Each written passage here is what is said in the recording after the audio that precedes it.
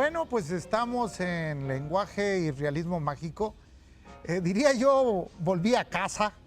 Estoy de nuevo en las instalaciones del Sistema Chiapaneco de Radio y Televisión y Cinematografía, aquí en el set, haciendo un programa en compañía pues, de mis amigos camarógrafos, que tan pronto como llegué me dijeron, ya vino usted otro.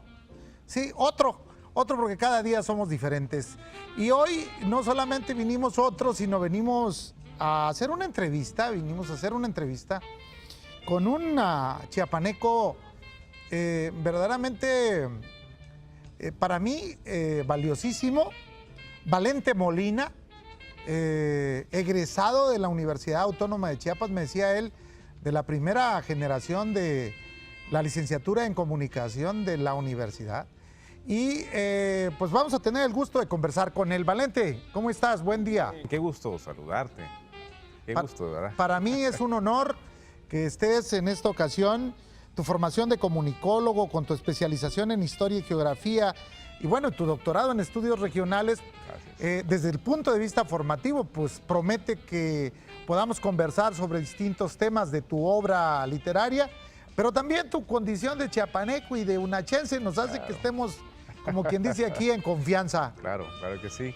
Gracias por invitarme, gracias. Muchas gracias. Por los rieles de Chiapas, construcción del ferrocarril panamericano, el tren y el estado de Chiapas, Valente, ¿cómo pudieras de manera muy rápida introducirnos a por qué hiciste la obra, qué tiene la obra y qué ha sido el tren en Chiapas?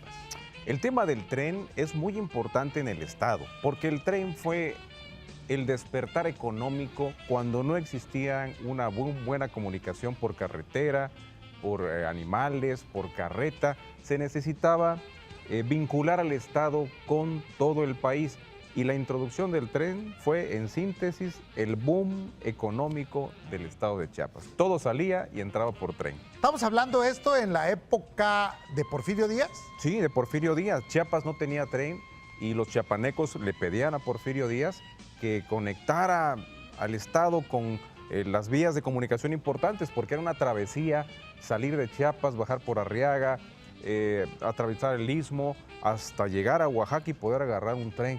Entonces, Chiapas fue el último estado en el porfiriato en donde se construyó un ferrocarril.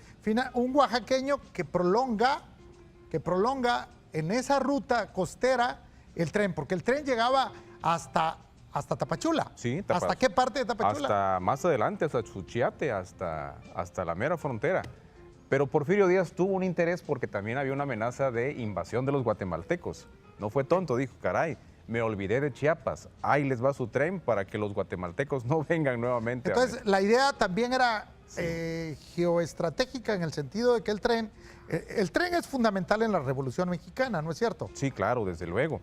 El tren fue muy importante, pero fíjate que durante la Revolución Mexicana tardía en Chiapas, fue de los más cuidados, porque por ahí salía el café, por ahí salía el cacao y por ahí salía el ganado. Entonces los federales cuidaban mucho el tren porque ese café llegaba hasta otros destinos y mercados europeos, claro. Exactamente. De alguna manera, entonces, tu explicación de la existencia del tren obedece a un tema fundamentalmente económico. Económico, sí. Este libro que yo hice y se publicó en 2006, después de 6 años de investigación, tiene un tinte económico en donde muestra al lector la importancia que tuvo para la comercialización de ganado, de mercancías, de maíz, de todo lo que bajaba de los valles centrales se comercializaba y salía a través del tren. El cacao, el café, el maíz. Incluso la frailesca, mi tierra, todavía en mi infancia, la vinculación de Villaflores con Arriaga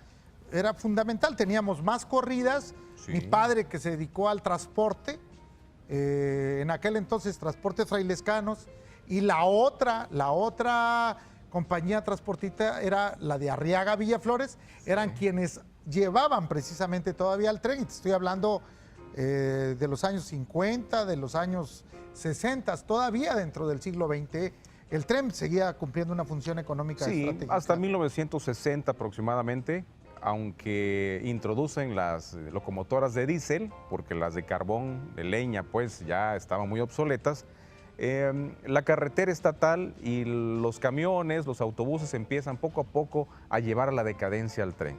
Y con respecto a lo de la Frailesca, había un camino muy famoso que de la Frailesca salía por Tres Picos. Sí, claro. Por ahí, es decir, atravesaba las montañas en la parte de las laderas y salía directo a Tonalá muy rápido. Ese camino incluso se intentó posteriormente, hace unos días, el primer día de este año yo visité, y que por cierto estamos pendientes de hacer un programa ahí en Sierra Morena. Desde Sierra Morena se divisa precisamente la zona de Tonalá. Yo quisiera que me comentaras culturalmente, el nacimiento de Arriaga, por ejemplo, ¿se hubiese dado si no llega el tren? No, definitivamente. Arriaga, hasta 1902, era una congregación de familias y no se llamaba Arriaga, se llamaba Jalisco. Pero Jalisco, el nombre era una deformación del nombre original en lengua náhuatl, Xalisco, llanura arenosa. Por la arena, los cometierra, pues arenosa. Sí, entonces, la derivación era Jalisco. Y así conocían al pueblito. Pero no era cometierra porque el polvo los hacía cometierra. No, sí, por las grandes polvaredas, por el viento. Sí, porque la verdad es que Arriaga es una ciudad que yo la tengo muy presente, porque en mi infancia mi padre me llevaba cuando llevábamos maíz. Y precisamente lo llevamos al tren y esperábamos en largas colas, y lo asocio al viento y asocio el camarón seco también de toda esa zona, y el totopo que llegaba de la zona de el istmo, de esta zona de Tapanatepec, Salinas, Zanatepec, y prácticamente que culturalmente estamos hablando ahí de una zona asociada. Entonces, tú le explicas la decadencia del tren a la emergencia de medios de transporte distintos y a las carreteras. Sí, claro. El tren fue sufriendo una decadencia hacia 1950 y fue convirtiéndose en un medio de comunicación de carga únicamente. Es decir, el transporte pasó al olvido. Poca gente ya viajaba en el tren y se convirtió en carga para sacar el ganado de Tonalá, para sacar el café. Empezó a transportar cemento, grava. Se convirtió después, en el 80, 90, en un tren de inmigrantes. Ahí es un cambio completamente. Claro, vamos, en su origen transportaba mercancías y personas. Así es. Porque eso permitía, digamos, los tramos eran viajar a la Ciudad de México directamente, conectaba a la Ciudad de México o pasaba por ¿dónde? ¿Ese tren por Oaxaca, Veracruz? Sí, la parada más tradicional era la de Matías Romero. Ajá. Matías Romero, una escala, luego más adelante en Ixtepec, que antes se llamaba San Jerónimo, sí. O de Oaxaca, unos jalaban para Veracruz, la ruta hacia Veracruz, o se seguían hacia otras estaciones de Oaxaca para conectar a Puebla. Tenía conexiones, sí, por supuesto. Habían bifurcaciones del tren. Quiero comentarte, ahorita que dijiste Arriaga, hubo un presidente municipal en 1923 en Arriaga que se llamaba Valente Besares. Sí. Besares. Sí, es que la familia Besares es de la Punta y de la colonia azteca. Digamos, mis antecedentes vinieron por la zona del Istmo, llegan por Coatzacoalcos, y por supuesto ahí tengo parientes, todos los Castillejos Besares. Exacto, pues sí. Los hijos de mi tío, bueno, el tío Oscar, que se fue a Mapastepec, y toda la Besarada que hay en esa zona, por supuesto, sí son mis parientes. Sí, me sonaba el apellido. Sí, aparece, por supuesto, en la historia de esa región. Pero bueno, sí. Ahora, ¿qué futuro le ves tú al tema del tren? Siento que el tren ha sido muy discutido en cuanto a su pertinencia. En lugares como Europa, Argentina, por ejemplo, España, el tren tiene una función fundamental en el transporte de mercancías, pero también para la conectividad entre los pueblos de la Unión Europea, por ejemplo. Pero en México ha habido intentos muy serios para rescatarlo, pero necesita una inversión millonaria. Las compañías norteamericanas como Chiapas Mayab ha llegado a México, le ha invertido, pero las condiciones del Estado, las condiciones naturales, los inmigrantes no permitieron, más bien dicho, la cristalización de ese proyecto. Ahora está en el olvido el tren. Se necesitaría una inversión del gobierno federal muy fuerte. Claro, si lo ubicamos en el plano de la economía, diríamos, en un primer momento fue el sector de los productos del sector primario, del campo. Sí. Y porque nosotros no teníamos condiciones de transformación, no se podría decir que ese tren llevara productos de una industria que no existía. Es decir, hoy pues, probablemente la industria, la agroindustria, Sí. Que transporta con transporte de carga, pero por carreteras y autopistas. Pero hay un aspecto que ahorita que hablabas de Europa, yo veo que tiene fundamental peso en el desarrollo, que es del sector terciario, el turismo. Claro. Y hoy en la emergencia de los trenes, al menos el famoso tren del norte, ya tiene un propósito turístico. Y para vincular la pregunta es, ¿solo viste el tren de la costa o también el tren del norte? El tren... No únicamente el de la costa. Okay. Fue toda una travesía conseguir datos de este tren, que por cierto, en su inicio fue de inversión norteamericana. Tienes toda la razón. Sí hay una proyección turística muy importante para este tren y podría ser imaginarnos un recorrido por toda la costa, pasando por Huixla, por Mapastepec, por Pijijiapan, por Tonalá, hasta llegar a Arriaga sería estupendo. Sería una ruta alterna a la ruta del café. Efectivamente, o conectando con la ruta del café. Qué bonito sería que llegaran los turistas a Puerto Chiapas y se suben a la ruta del café y luego hacen la ruta costera. Sería extraordinario. La verdad es que, fíjate, de alguna manera creo que el enfoque del tren desde la perspectiva europea a la perspectiva norteamericana hay una diferencia. Sí. Hay una diferencia porque el peso de lo cultural y el peso de lo ambiental, sobre todo. Creo que son dos elementos que a partir de tu ejercicio, se ha hablado mucho del tren de la Ruta Maya. Sí. Porque la inversión originaria está en el trazo, en los rieles, o implicaría la reconstrucción o el rescate de los trenes. Pues implicaría un paquete completo, porque las condiciones naturales de la costa son difíciles para el mantenimiento.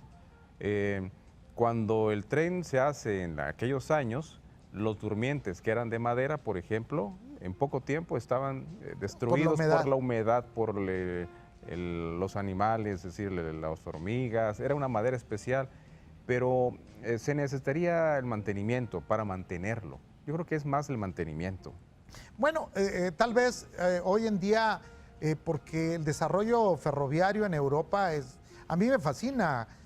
Cuando voy a la Universidad de Salamanca, una de las cosas que más disfruto es el poder transportarme de Madrid a Salamanca por tren, porque puedo ir apreciando el paisaje, como tú bien, ir puebleando incluso. Exactamente. Y la otra, el poder ir haciendo la crónica del viaje. A mí, como chiapaneco, me gustaría no regresar al pasado, pero tal vez pensar que esa opción, en términos de desarrollo sustentable, no depende tanto de la energía como sí en el uso intensivo de los vehículos, de los transportes pesados de carga que generan grandes riesgos en las carreteras. Sí, habría un cambio completamente en la concepción de esta vía de comunicación y sí le apostaría a dejar un poco el automóvil y poder usar un medio por vías, que sería además un recorrido muy bonito, el ir puebleando y el ir conociendo en familia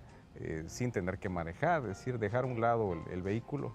Pues existen los trenes hoteles. Exactamente. En Europa existen los trenes hoteles, sí, en donde tú puedes hacer un recorrido por ejemplo, te vas de Salamanca a Lisboa, llegas por la mañana y regresas. ¿Y por qué no soñar que nuestro país, que es un país grande, y nuestro estado merece una condición de desarrollo en donde la federación pues recompense todo lo que tardíamente ya ha llegado a Chiapas, ¿no? Claro, muy tarde llegó y sería pertinente inclusive para el comercio, sí se reactivaría. Está demostrado en estudios económicos del corredor costero que se ahorra mucho en transportar, por ejemplo, los materiales de construcción por tren, para los constructores, para los que hacen el cemento, no sé, comercializan cal, varilla. Es muy económico. Entonces, bueno, en este programa con Valente Molina, que por cierto el apellido Molina es muy originario de Chiapas, es chiapacorseño. Sí, y Miraflores también. No, claro, todos los... La familia de Chiapas. Mi bisabuelo era Escobar Molina, así que somos medio parientes. Sí, cómo no. Por cierto, Valente, yo quiero preguntarte, dentro de los personajes del tren, en tu investigación, si bien es cierto, no llevaba un tono, por lo que entiendo, el contenido de tu texto sobre los rieles de Chiapas, construcción del ferrocarril panamericano.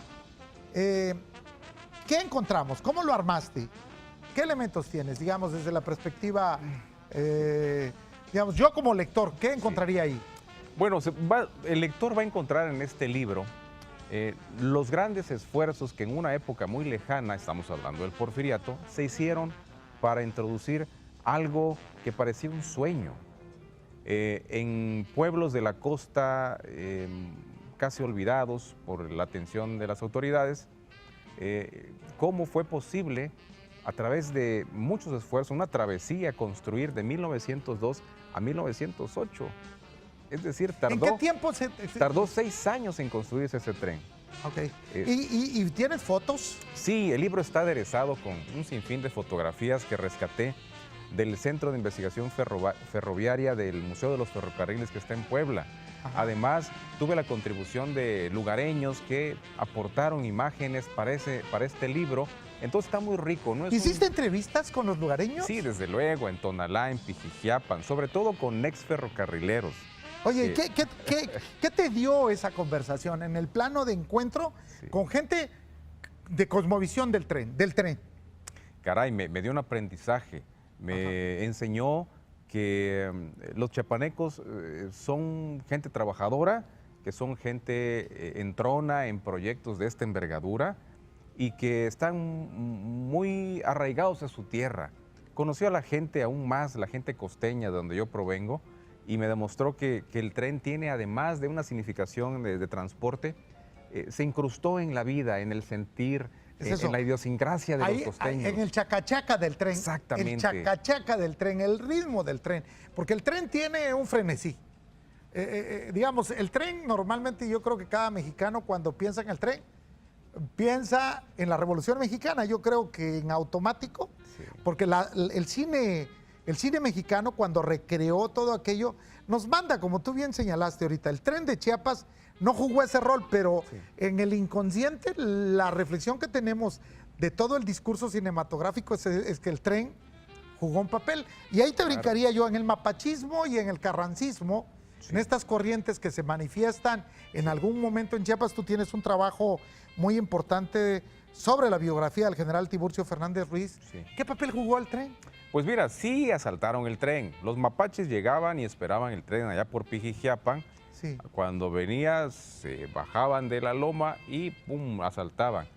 No lo descarrilaban, lo asaltaban y se robaban el cacao, se robaban el maíz, el café. Sí, les gustaba mucho el maíz, precisamente de ahí el nombre del mapache. Todo lo que traía se lo llevaban. Entonces empezaron los federales, los carrancistas, a cuidar la salida del café. Pero sí encontré un sinfín de asaltos al tren por parte de los mapaches. Bajaban por los patos. Ajá. Por los patos y bajaban. Ahí por Pijijiapan. Exacto, ahí era su lugar de encuentro principalmente. Y después cambiaron y se fueron por Tres Picos. Ajá. Por ahí lo esperaban y lo asaltaban. Conocían perfectamente bien la serranía, ¿no? Porque practicaban la técnica de guerra de guerrillas ya desde aquel entonces. Sí, exactamente. Los mapaches eran muy astutos. Sabían cómo después del tren irse a saquear las tiendas de los chinos que estaban en Arteaga, en Tonalá. Pero eran muy astutos, unos personajes admirables, de verdad. No, la verdad es que en la historia de Chiapas creo yo que este es un capítulo que afortunadamente se me está cayendo el chícharo, este aparato que ya tenía rato que no lo usaba yo, pues, pero bueno, hay que señalar que sobre la colonia chapaneca también has escrito algo. Este tema tiene vinculación con la época de Porfirio Díaz, ¿no? Sí. Con personajes que en el DF estaban vinculados con los científicos, con aquella aristocracia ilustrada, ¿no? Sí, fíjate que yo voy entretejiendo mis temas de alguna manera con información que va relacionada.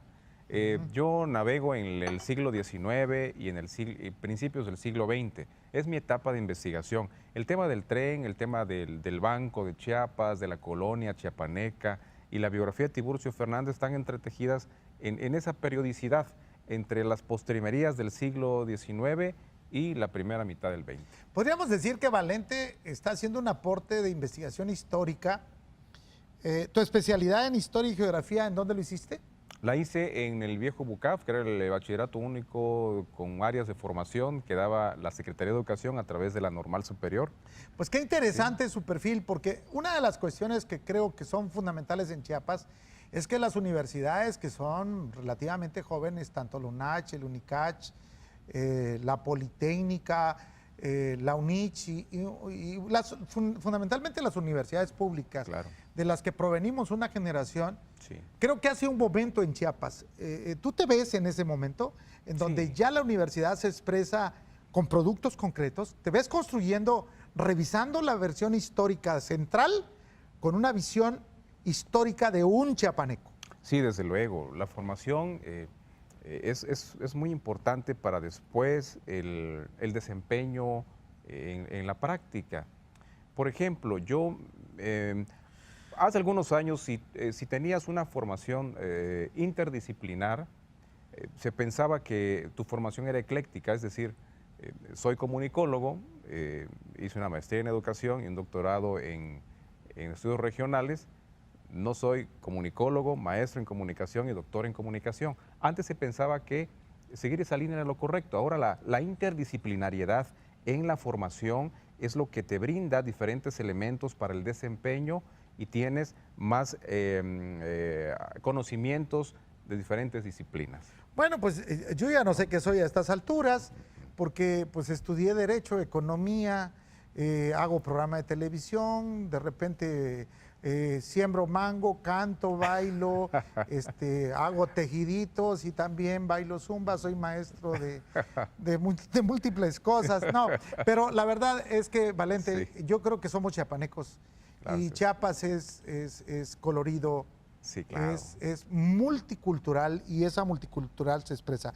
Actualmente es director del Museo Regional de Chiapas, forma parte de este equipo maravilloso que está en el Instituto de Antropología y de Historia, que por cierto te pido un saludo para Sí, un gran claro. amigo, Sí, cómo no. para el señor delegado del instituto, claro. Juan José Solórzano, Marcial, Le mandamos un quien saludo. ha hecho este programa también conmigo. Me da mucho Claro. gusto, bien, nos da mucho gusto, ya nos vamos, ya me está Gracias. en el chícharo. Le mando un saludo a Verónica Villanueva y a toda la producción que está allá y gracias por ponernos otra vez en este escenario. Nos vemos, hasta luego, regresamos pronto.